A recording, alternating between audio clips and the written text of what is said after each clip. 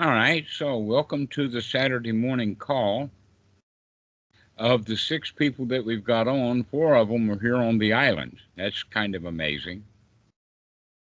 And that since Kristen is about to go to a retreat, we can talk about some of the things that he can do to get his mind ready for that. And that always we can start at the very beginning. And that the place that I find at the beginning is that the Buddha taught only one thing. Both formerly and now, he teaches, or he taught, dukkha, dukkha nirodha. Now, what that means is that if you can see dukkha as dukkha, then you can do something about it immediately.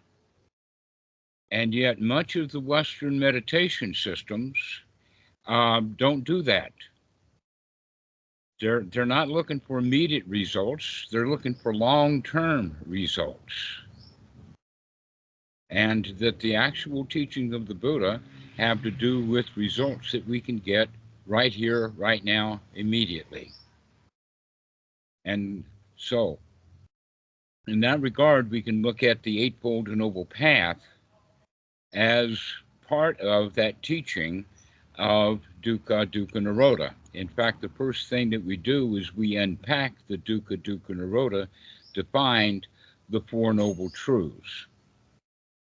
Now, the very first domain that the Buddha taught, the Dhammacakkappavattana Sutta that's in the Samyutta Nikaya, at least it's historically known to be the first sutta, was when he chased down his old cohorts that had been following him around, and they abandoned him and went to the Deer Park while he stayed in Bodh Gaya. And so after he figured out really what the mind was doing and how we wind up in dukkha, that in fact he actually kind of formalized what he was actually looking for, because he spent 6 years looking for something without being quite sure of what it is that he was looking for. And that seems to be the case with almost everyone. We're out looking for something, but we don't quite know what it is that we're looking for. And oftentimes people do not understand that what the Buddha taught is really all we need. We're looking for something special, and yet the teachings of the Buddha is absolutely ordinary. It's what we're doing right here, right now. Now, in this Dhammacakkappavattana Sutta, he basically started off that talk with the middle path. If you can keep in mind that everything is associated with middle path, that any time that we go to one extreme or the other, there we'll find dukkha. That the dukkha will always come away from the middle, from the extremes to the middle place. And there's many, many different ways to understand the middle path. It almost applies to everything. The food that's too hot or the food that's too cold, and the food that's just right. You can think of past and future are two extremes, and right here, right now is the middle point. And we can also understand that the further away from this point in time, this here now, which is actually the only reality that there is no reality in the past is gone. There is no reality in the future. We don't know what's going to happen. The only reality that we have is the reality that we can experience, touch, taste, smell, investigate right now. And the further away from reality, which means the more conceptualizations we do about what's happening right now, then the closer to dukkha we're going to get. That's an important point, that if we can stay with what's real right in front of us, then there's no dukkha there. The dukkha comes from creating stuff in the mind. So, from that perspective, we can start looking at the second part of the teaching that the Buddha gave, Beyond the middle path is the Four Noble Truths. Now, they're actually called noble because they're long standing. Those noble truths were true before the Buddha. They were true for sure during the time of the Buddha, and they remain true. They're almost unaffected by whatever reality and circumstance it applies. This is why they're called noble. And then, in fact, we use the word noble on a regular basis in the sense of that which cannot be easily polluted. Like, for instance, gold is noble, it doesn't rust. It can flake off, but it's still gold, just a smaller bit of it. Also, there are noble elements other than gold. In fact, gold is not quite as noble as, say, argon, xenon, krypton. Those are noble gases, and what makes them noble is that they have a balance of electrons. And so they don't either need to give one away, nor do they want one. They're neutral. And because of that, they don't interfere. If you can bring your life to that kind of point, that balance point, that middle path, then you're not affected by whatever happens. And so this is what we mean by the noble truth, is that we can see dukkha. That first noble truth is, can you see it? If you can see it, you can understand its nature, understand its cause, and if you understand the cause of nature, you can recognize dukkha very easily. But it takes skill, because in our culture, we have taught that dukkha is the way to go. You do what you're told to do. You learn your ABCs, your 1, 2, 3s. We start off in childhood as victims, and that victimization means that you've got to change. You got to grow up. You got to do this, that, and the other thing, which makes us, being affected by stuff, we're not noble. And so what the real practice of the Buddha is to come to a state where we're not affected by reality. And we don't try to create reality. We don't try to create it out of what it should be, and we don't create it out of what we want it to be. We just let it be the way that it is. That's reality. And so, if we can actually see the dukkha, then we can step around it, avoid it, not deal with it, and come into that state of dukkha nirodha, being free from dissatisfactions immediately. And really all we have to do is to practice getting out of the dukkha that we find right in front of us over and over and over again, because it's going to be flying in all directions most of the time.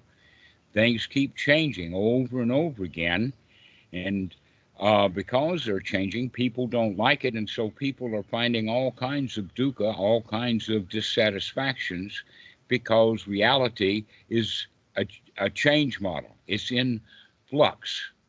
And if we can understand that, then we can really understand how to come out of that dukkha by using that fourth noble truth, which is the Eightfold Noble Path.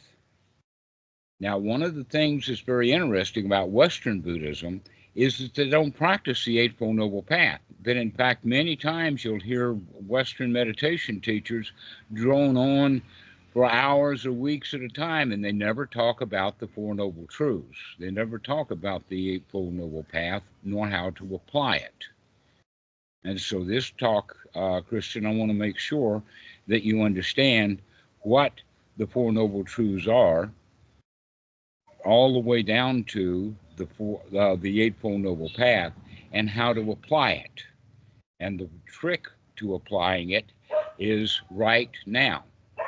The second trick to applying it is to understand the first three items of the Eightfold Noble Path.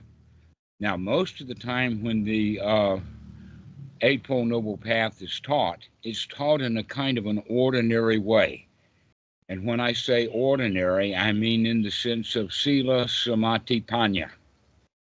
But the Noble Eightfold Path is not sila, samadhi, panya. It starts with panya, develops samadhi, and winds up with the result of sila.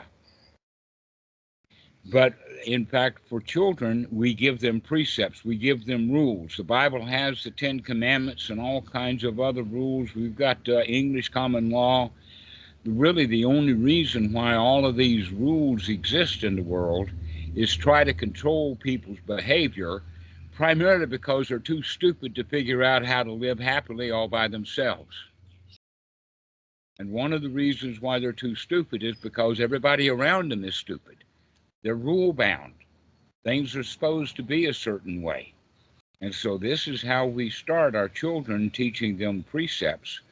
But in fact, the real teaching of the Buddha is not for behaving oneself.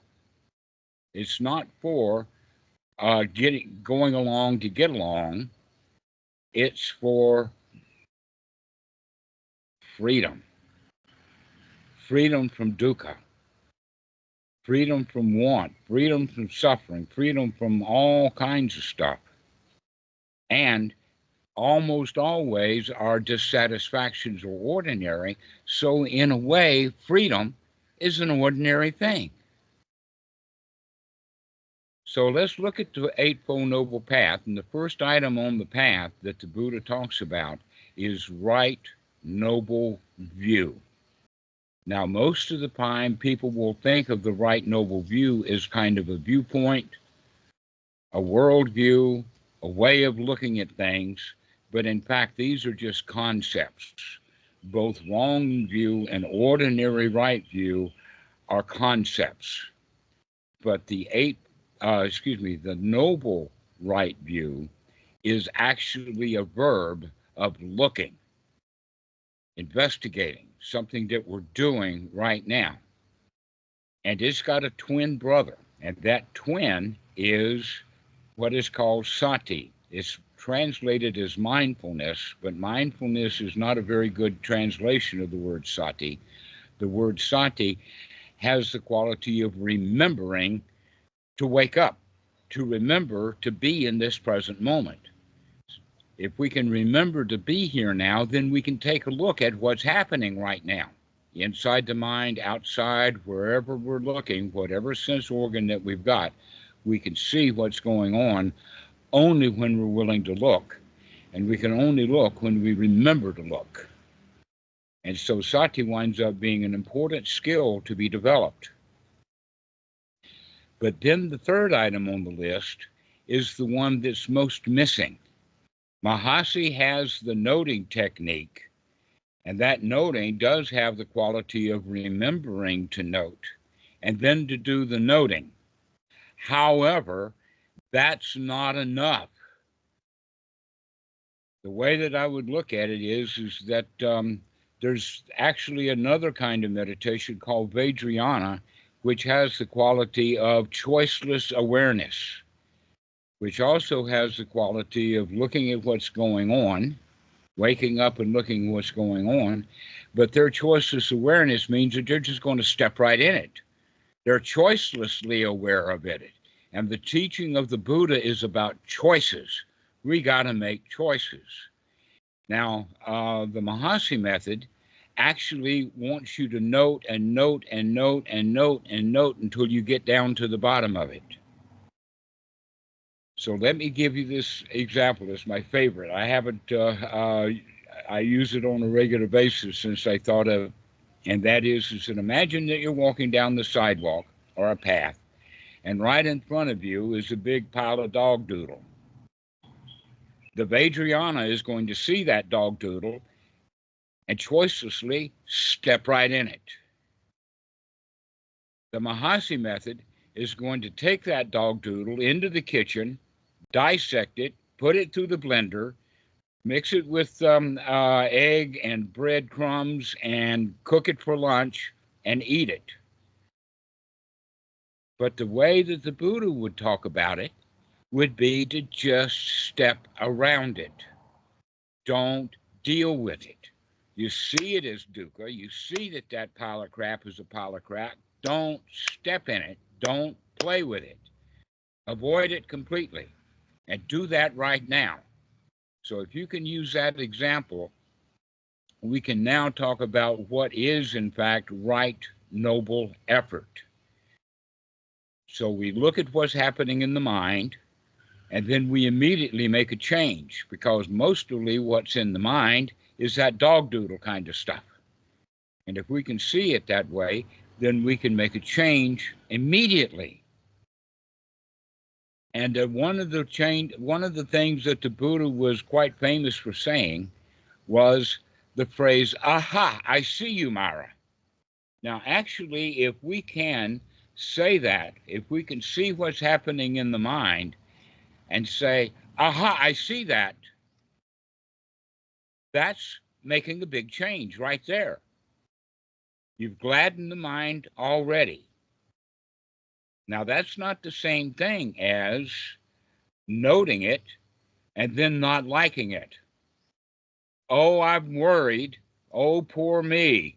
I've got worries on the mind. Is not the right way to practice. The right way to practice is, aha, I see that worry, and I can put it away right here, right now. I can stop doing it right now. That's the real teaching of the Buddha, is what we're going to practice is making a change right here, right now. Now, one of the things about making a change is that most people are not used to making changes. We stop making changes probably in childhood. The way we study is the same way that we studied when we were in the third grade. The way we did stuff, the way we communicate with people, the way we live our lives, our favorite foods, and what we eat is probably the same thing the way that it was when we were 8, 9, 10 years old. And we haven't made much change since then. But the world has been changing quite a lot. This is part of the reason why we suffer so much, is because we haven't recognized that things have changed, and they will continue to change. So what we're going to do then is start looking at the kind of thought patterns that we have and make a change to them. And that change, I'm saying, is important. Aha, I see you, Myra, fits in exactly with the teaching of the Buddha about the anapanasati practice. That in fact you could go so far as to say that the Buddha did not teach meditation. The way that you understand meditation, going to a retreat, sitting on your butt in a particular kind of hall for a particular period of time, doing what you're told to do, is actually quite ordinary. You've been doing that kind of stuff at school. So going to a retreat is nothing special, and most people do not enjoy their retreats. They're not taking their time and using it wisely. And so the wise way to use your time is to look at the thoughts that you have and make a change, to gladden the mind, to start practicing anapanasati the way that the Buddha taught, rather than practicing meditation the way that it's practiced in the West. And so I will say also that there was quite a kerfuffle back in the 1930s when the Buddha when the Bhikkhu Buddhadasa made the statement that the Buddha only taught anapanasati as a practice. And they say, oh, well, there's these 40 meditations, but those 40 meditations are not in the suttas. Those things come out of the Visuddhimagga. Then, in fact, the Visuddhimagga is the basis for the Mahasi practice.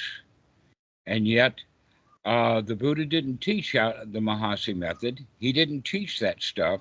Then, in fact, that came 1,500 years after the time of the Buddha, maybe 1,300 years, but it was quite a while.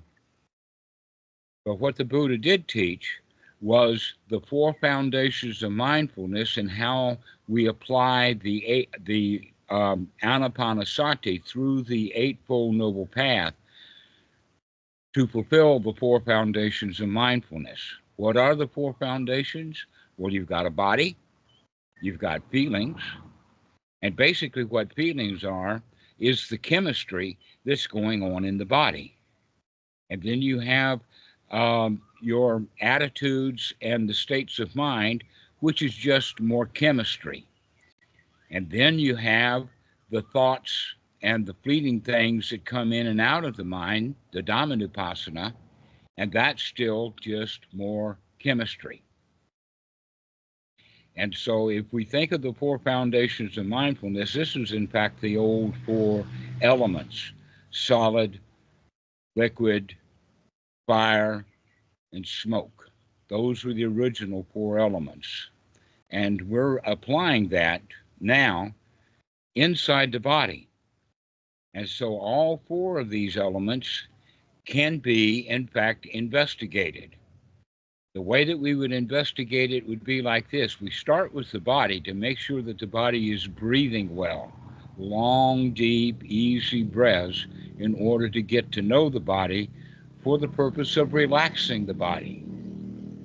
We also are going to start looking at the mind, gladdening the mind, seeing what the mind is doing, changing the attitude of the mind, and in fact, we can't even control our breathing unless we're controlling the mind. And with being able to control the breathing and controlling the mind, we can begin to control the feelings. And how we get started with this is by looking also at the kind of thoughts we have. The easiest thing to change is the thoughts. The second easiest thing to change is our mental attitude. The third easiest thing to change is the feelings. Why? Because we feel this way and that way sometimes throughout the day, but the body changes very slowly. But we start with making sure that the body is comfortable. I find it really surprising, in fact, that these meditation teachers teach people to sit for a long time, because everybody gets uncomfortable. The Buddha was not into making the body uncomfortable. He was into making the body comfortable so it could relax. It's really hard to become comfortable and relaxed when you're sitting for long periods of time with the idea that I can't move. And so this is one of the things that I would mention for people who are doing a retreat is don't try to follow some rules. If you need to move your legs, move your legs. If you need to get the body comfortable, get the body comfortable. If you need to stand up in order to get the body comfortable, then stand up. Don't sit there because you were told to sit there. You have been doing that since you were in the first grade. And look what it's got you. Not much. So, if we can, in fact, begin to control the attitude of the mind, we can do that by the thoughts. The thoughts will change the attitude. The attitude and our other thoughts will help change the body. And then these three things together will help change our feelings so that we can begin to feel the way that we want to feel right here in this present moment. This is really the teaching of Anapanasati as we apply to the Eightfold Noble Path. But we've only talked about 3 items on the Eightfold Noble Path so far. Only 3 of them. So what would be the next one? Well, before we go into the next one, we have to understand that we need to practice these 3 things over and over and over and over and over again to begin to get some good results. What are these 3 things? Is to wake up and take a look at what you're doing and make a change for the better. Wake up, take a look, and make a change for the better. This is what we're going to be practicing in that retreat over and over and over and over and over again. And as we practice that over and over and over again, several things happen. One is that we begin to feel more relaxed. Number 2 is that we recognize that we're actually in a safe environment. We don't have to think about things that are going to be dangerous. One of the things that happened with people who are on these retreats, for the first 3 days, they'll worry about all the dangers and all the problems that they had in order to get to the retreat. And then when the retreat is about over, the last 2 or 3 days, now they're thinking about the plans that they've got to do and their travel expenses and all of that kind of stuff. And they only leave a little bit in the room for the middle to actually practice correctly. And then they don't even bother to practice correctly then because they're trying to follow the rules instead.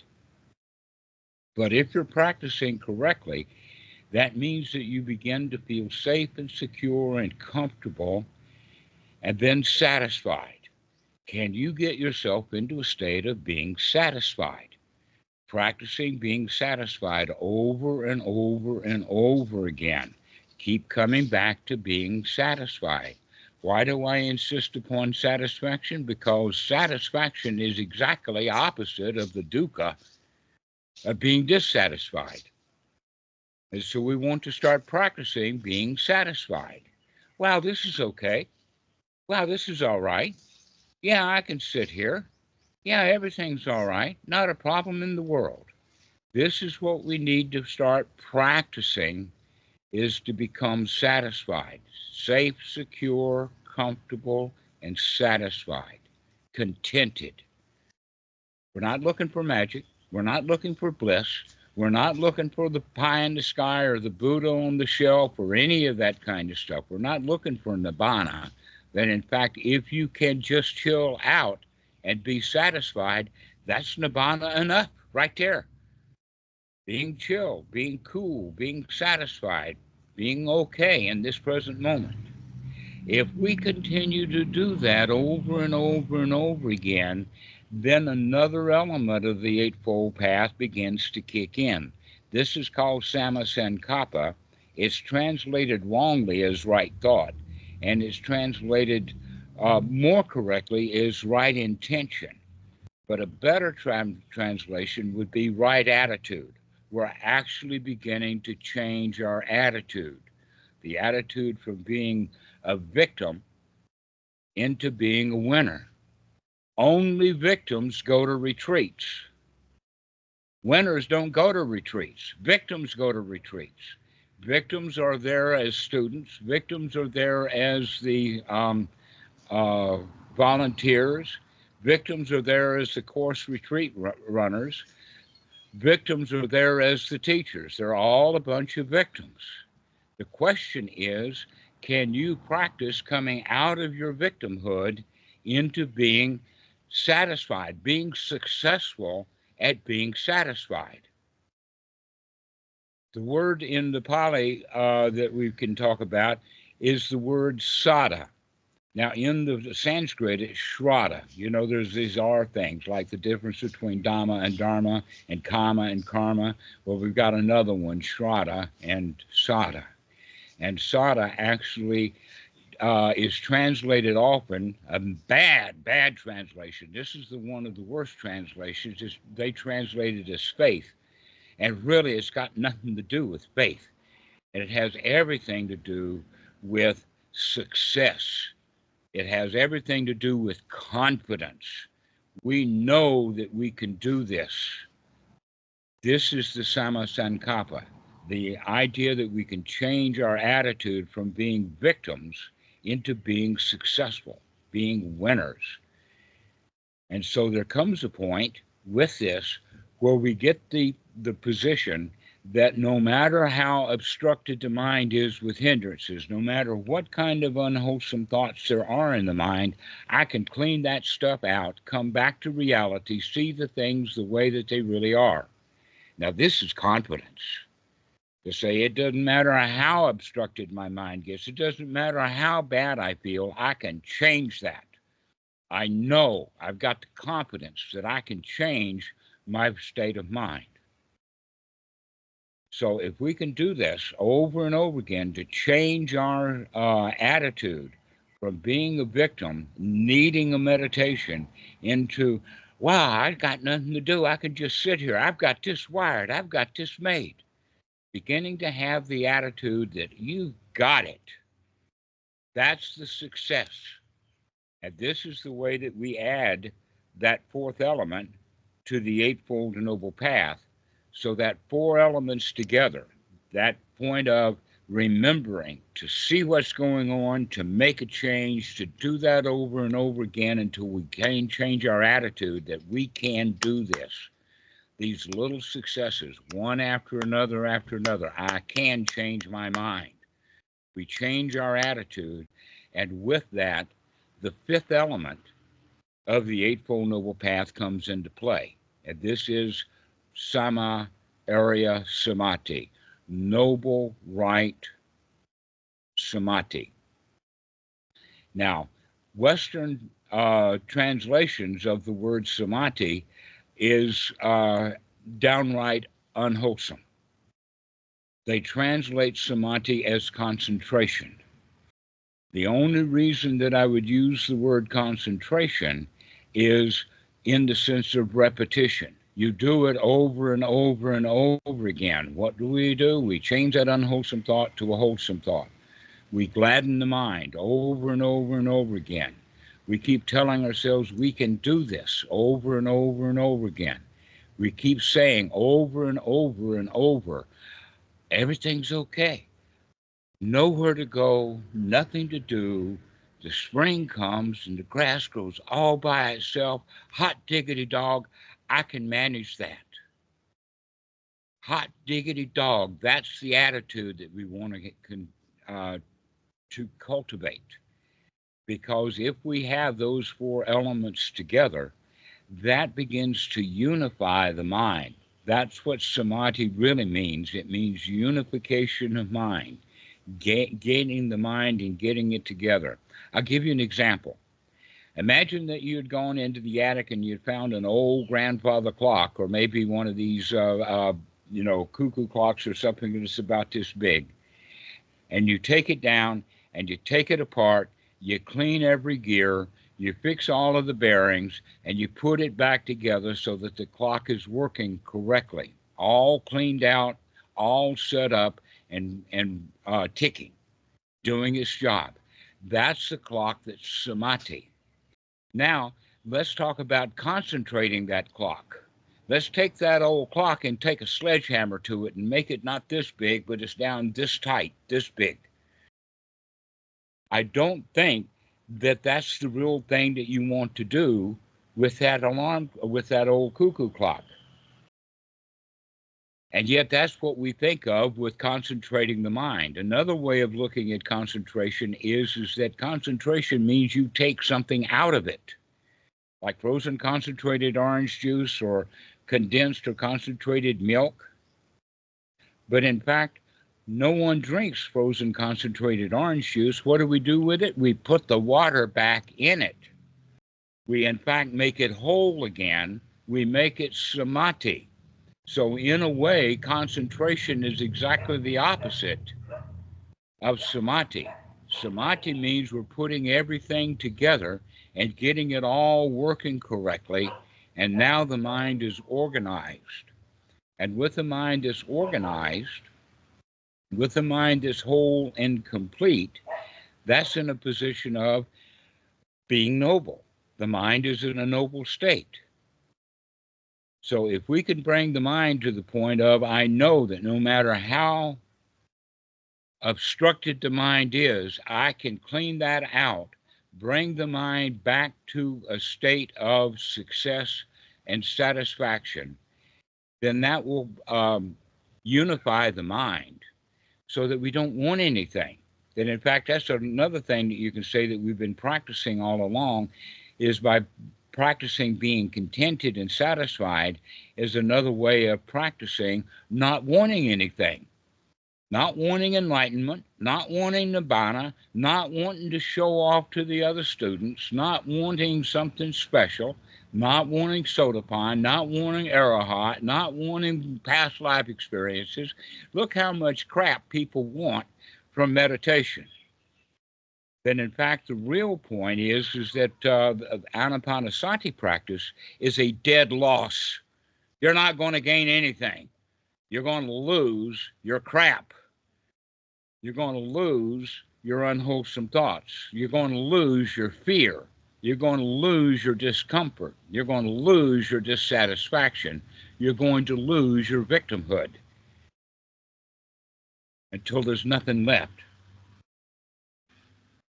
So if we can do that, then we're also losing our desire so that we don't want anything. Now that's the fifth element. So now, Ivan, we can start talking about the question that you ask in the sense of, well, now that the mind is unified and whole, and we don't want anything, then we're unlikely to go kill somebody to get it. If we are whole and unified and successful and happy and safe and secure and don't want anything, then we're unlikely to go rob somebody to get it. We're unlikely to go shoplifting. Why? Because shoplifting and doing that kind of stuff brings dukkha back in. We want something. We're already in a state of dukkha. When we're in there casing the joint to shoplift or to pull out our gun, we're already in a great deal of turmoil. But if you walk into that store just completely satisfied, everything is hunky-dory, your mind is unified and whole, the most likely thing is happening is you're going to turn around and walk back out of the store because you don't have anything in there that you want or need. You're already okay. So this is the way that we would really approach what is sila, what is morality. Morality is when the mind is already so okay, so satisfied, so safe and secure that we don't go harming people. Our actions are correct. Our speech becomes correct. That in fact, if we're safe, secure, whole, satisfied, we're not going to tell lies. There's no reason to tell a lie. We're also not going to compete and compare ourselves with others because you're already okay. You're already just fine. And so that means that whatever we have that brings us livelihood, we can do that from a position of safe and secure. We don't have to lie. We can just allow people to buy what they want. We don't have to sell them anything. But in fact, in the sutta that I'm spending most of the time talking about, which is sutta number 117 in the Majjhima Nikaya called the Great 40, which is an exposition of the Eightfold Noble Path, there in the right livelihood, it's mentioned buying and selling. That in fact, monks don't buy anything and they don't sell anything. But people who are involved with buying and selling, for instance, you buy dirt and you make cement and you sell cement, that would not be right livelihood. You buy grain and sugar and yeast and make some joy juice and then sell that, that's not right livelihood. Or you take a bunch of old parts, you hone them and make guns out of them and then sell those guns, that's not right livelihood. Making things that people are going to feel bad about would be not right livelihood. So what is left with right livelihood? Okay, I'll give you an example. In fact, this is one that I've been working with one of my students, Michael. It would be good if he were on the call to listen to this. And that is that he is a school teacher, but he needs some extra money because I think his wife is pregnant or they've got a kid that's sick or something and the wife's had to quit her job. And so he wants to take on a second job. And he's thinking about bartending. Now, a lot of people who were rule-bound about Buddhism and all of that would say, oh, well, that's not right livelihood at all to sell alcohol. Well, guess what? Barkeeps don't sell alcohol generally. They just serve the alcohol that people walk in there to buy, right? You don't have to sell alcohol. You can just serve it. And along with that, you can serve up a whole lot of Dhamma. That in fact I've been told, and I can understand it is that the best bartenders wind up being the best psychologists. They don't sell their psychology. They don't sell their booze. People come and buy the booze, and then they get loosened up enough to where they can begin to hear the truth. So if you have that kind of attitude, then you wind up being an excellent psychologist in a bar. But if you think that you're out there to sell alcohol, that's not right livelihood. I know that those two things are very close together, but if you have some wisdom, you could pull those things apart and see that they're not the same thing. Ivan, do you have any questions about this? No, not at the moment. I'm just thinking. All right. Well, think some wholesome thoughts now. Oh, Ross, good to see you turn your video camera on. Do you have any comments? Oh no, that was a great talk. I'm just struggling to visualize the Buddha saying "hot diggity dog" in an Indian accent. But it was a great talk. Thank you, Dhammarato. Right. So that whole idea then about right livelihood is when everybody wins. That in fact, one of the things that you could say about a good barkeep is that he doesn't want to get people drunk. He doesn't want to have any fights. He wants people to come to the point that they don't need the alcohol because they already are feeling good.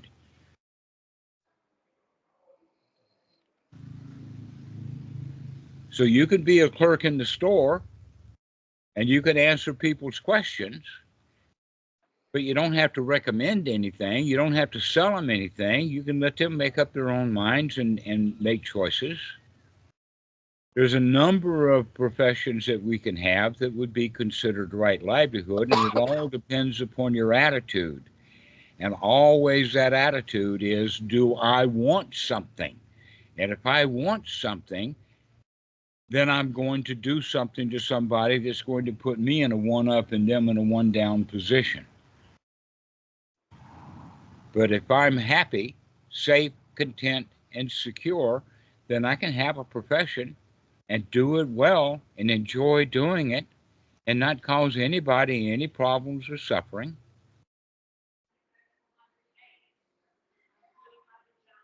And so this is the way that we would approach right livelihood. But right livelihood already has as a foundation right speech. And it already has a foundation of right action. And it already has a foundation of right noble samadhi. So let's make sure that we're doing things in the correct order. We're not following a set of rules because somebody told us that this is what the rules are and this is how you're supposed to be. We're doing this through wisdom. You're seeing that whatever I'm doing, I'm not hurting people. And so we can back it up even further. If I have that right mental state, that noble attitude, the reason that I have that is because I already have the idea or the feeling or the attitude that I've already got it made. I don't have to sell anything. I've got it made. I'm already the winner.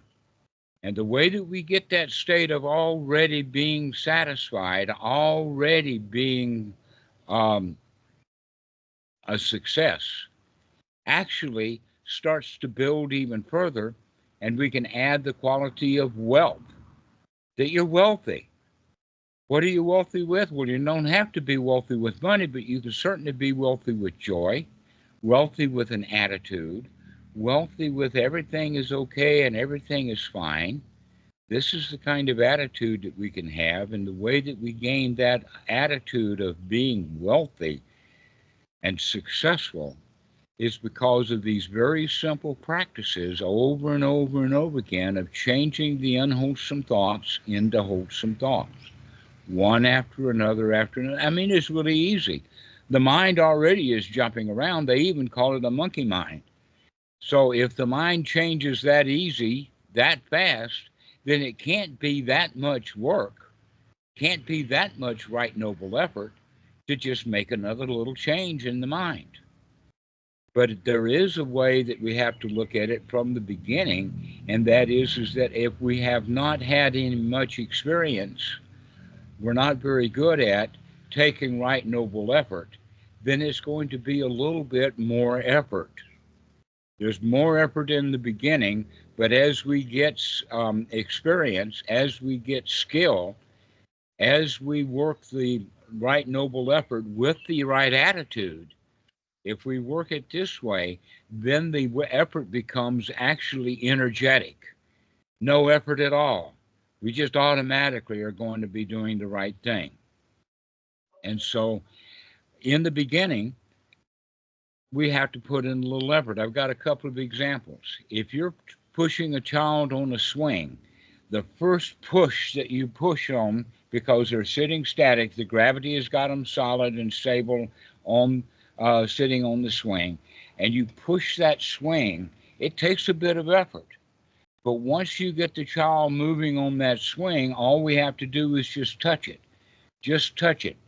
Just at the right point in time. As soon as that swing comes back up, we just touch it and push it again. And the child can swing and swing. But if we forget to keep pushing, then the child is going to have that gravity pull them right back down and stop. And now you got to put the effort in again to get them going again. Another example would be kids, teenagers. This is an experience that I had way back when, and the car won't start. We're out on the road someplace, and four of us are trying to push this car down the road. Well, getting the car started to roll is a lot of work. You got to put some elbow grease in it. But once that car is rolling at 1 or 2 miles an hour, you can just push it with one hand and just keep it rolling. So this is the way that we look at right effort. That in the beginning, it takes a bit of effort. And a lot of students will say, yeah, I put in the effort, but my mind is wandering away again, and I don't like that. Well, the effort is that, aha, I see you running away. I see you, monkey mind. Be happy that you have the monkey mind. That's the effort that we have to have, is to be willing to accept that our mind is out of control. It's okay. Never mind. Start again. Everything is easy peasy if you have the right attitude. And so this is what we really need to change, is that attitude from, oh, it's so much work, oh, this is hard to do, because that attitude will continue to make it hard to do. But if you start pushing easy and get it going easy, then continue. This is the repetition now, over and over and over and over and over again. You keep making that swing go back and forth in that wholesome way. And pretty soon, we feel satisfied, safe, secure, comfortable, and satisfied. But we have to practice this over and over again.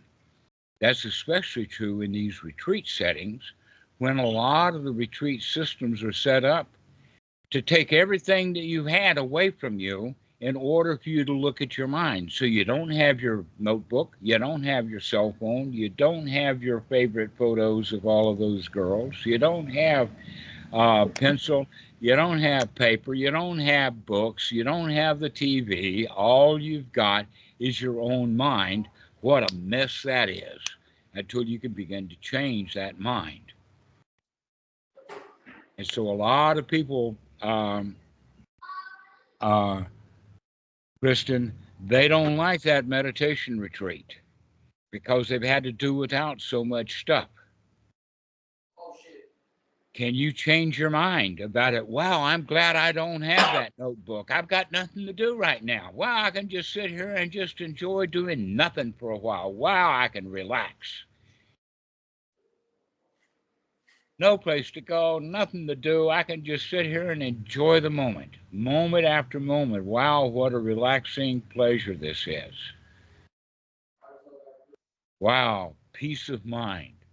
Wow, I could stop doing.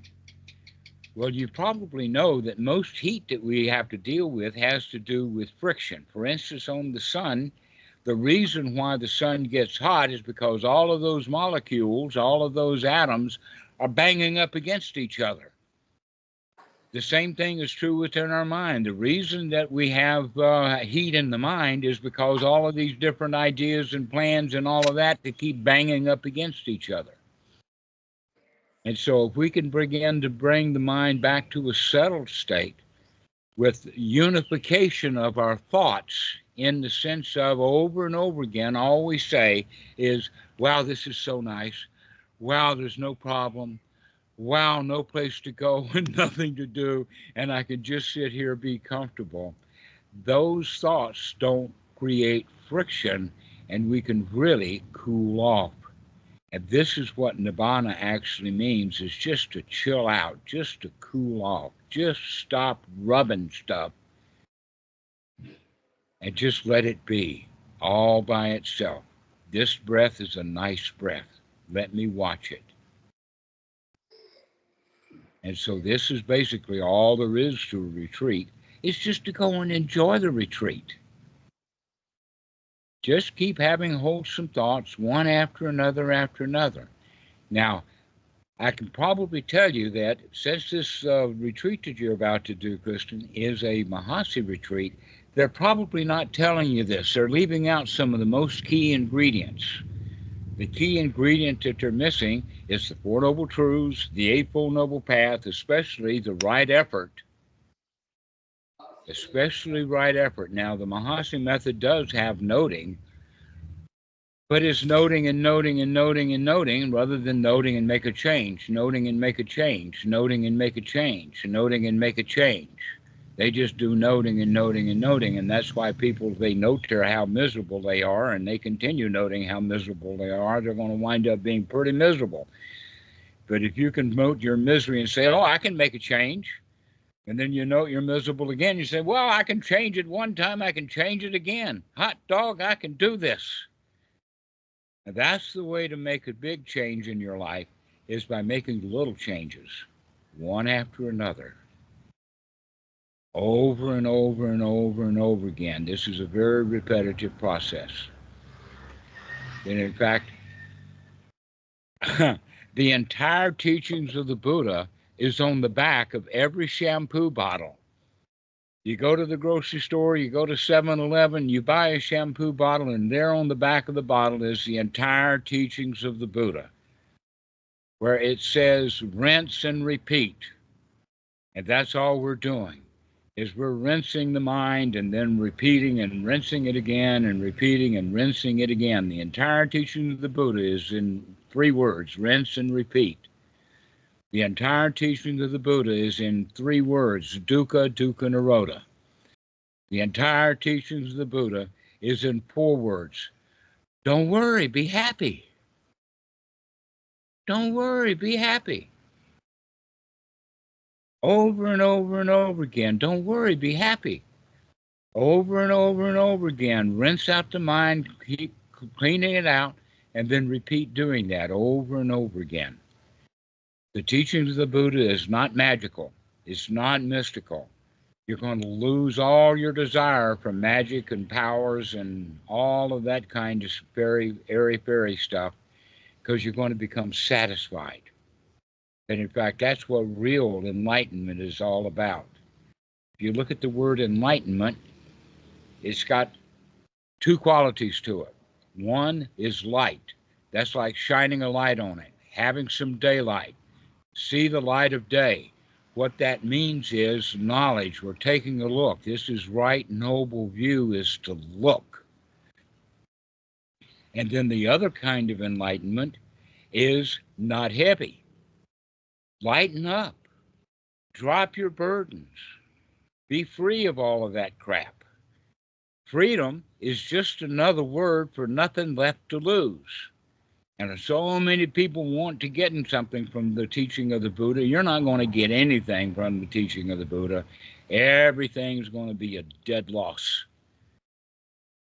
If you're looking for freedom, the only freedom you'll have is because you've got nothing left to lose. You've thrown out all of that dukkha. You've thrown out all of that defilement. You've thrown all of your burdens, and you've just lightened up.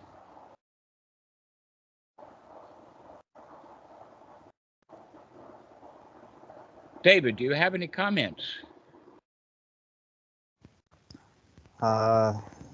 Sometimes I wonder about people who drink alcohol. Personally, it doesn't interest me anymore. But I'm wondering, like, what is the attraction, do you think? with people, like why do they drink? Is because Well, they're not already they're satisfied. trying to drown their suffering. People who drink alcohol are dissatisfied. People who buy cars are dissatisfied. People who go to church are dissatisfied. People who go to meditation retreats are dissatisfied. They're all junkies. I even know some retreataholics.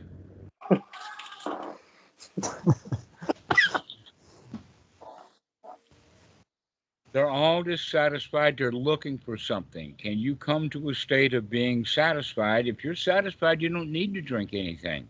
You're already okay.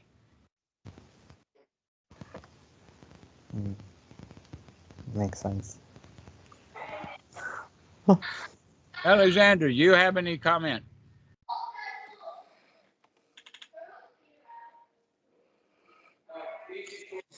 Well, I'm glad that you talked about the right livelihood as the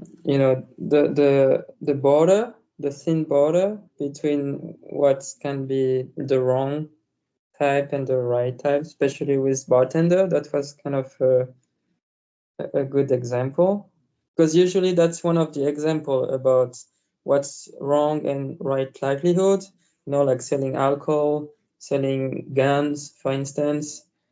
So yeah, it was interesting to hear you. Forgive me. I will have to admit that I don't hear very well, and that your voice is loud enough, but it's kind of muffled. Michael, can you tell me what he just said?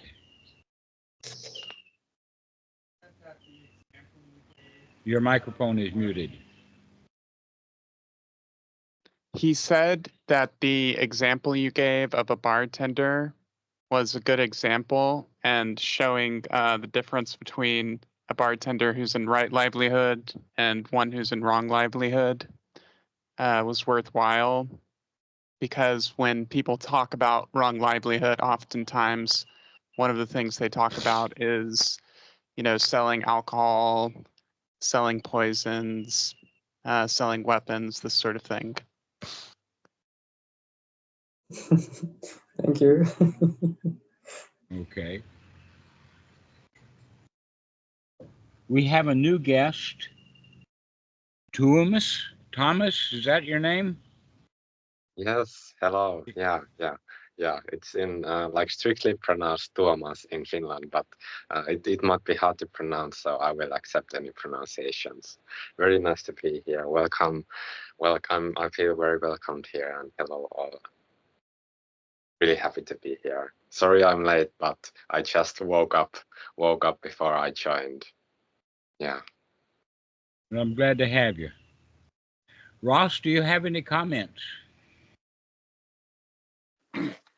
Yeah, just in relation to the advice you're giving to the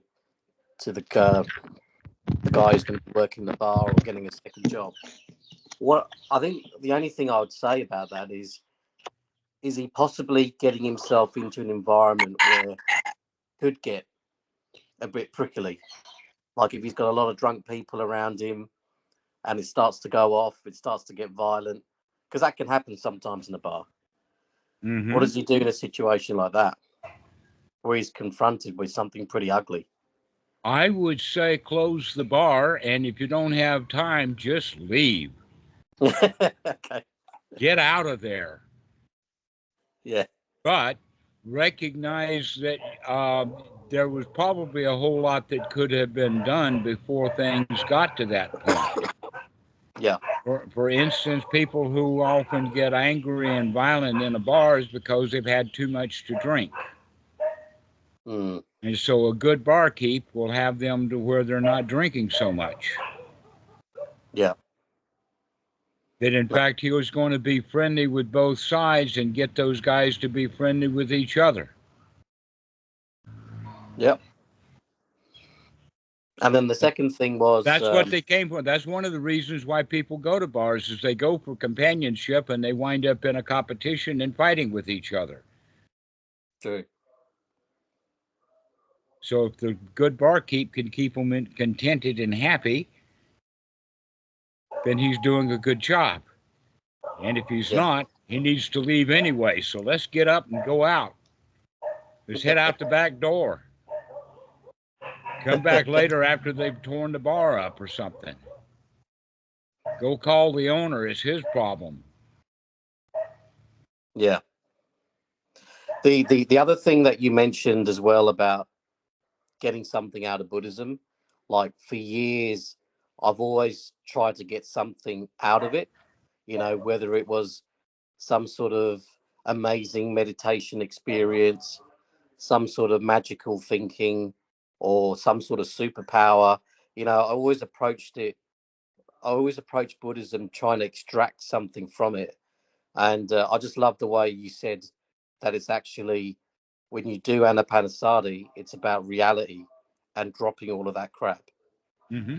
and just being right here, right now, and everything's good enough. Everything is fine. Let us hope that we can, in fact, enjoy the way things are, because you can't really change it. Reality is pretty stubborn. Gravity is not going to bend your way. Gravity is going to do its job. If you fall over, it's going to pull you right to the ground. It's right there ready for you. It's omniscient.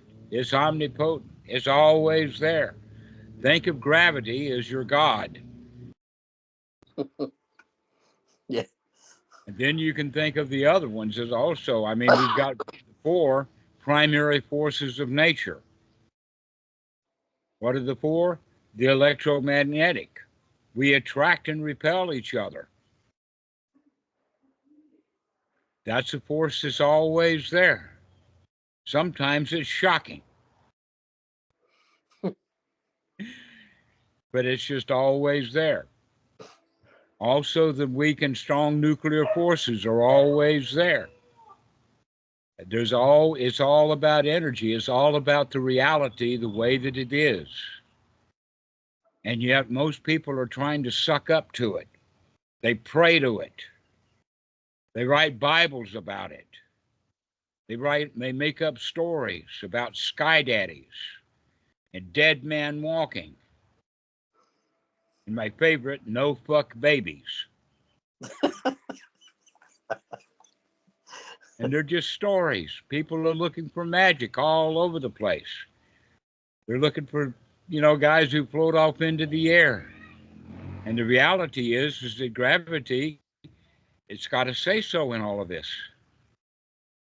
So let gravity be your God.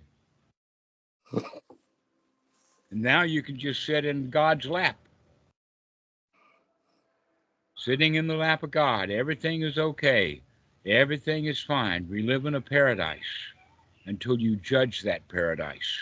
You destroy your own paradise through your judgments, through your wanting. But it's already okay.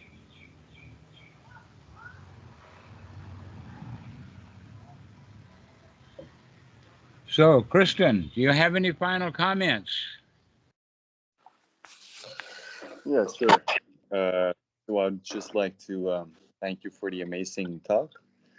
It's been very insightful, and what you mentioned about what they were lacking in the Mahasi retreats in regards to, and for many retreats in regards to following the rules and the lack of right effort and committing to changing your minds right here, right now. I experienced firsthand during my first 3 retreats. My first one was completely hellish because I went in. Then why did you do another one?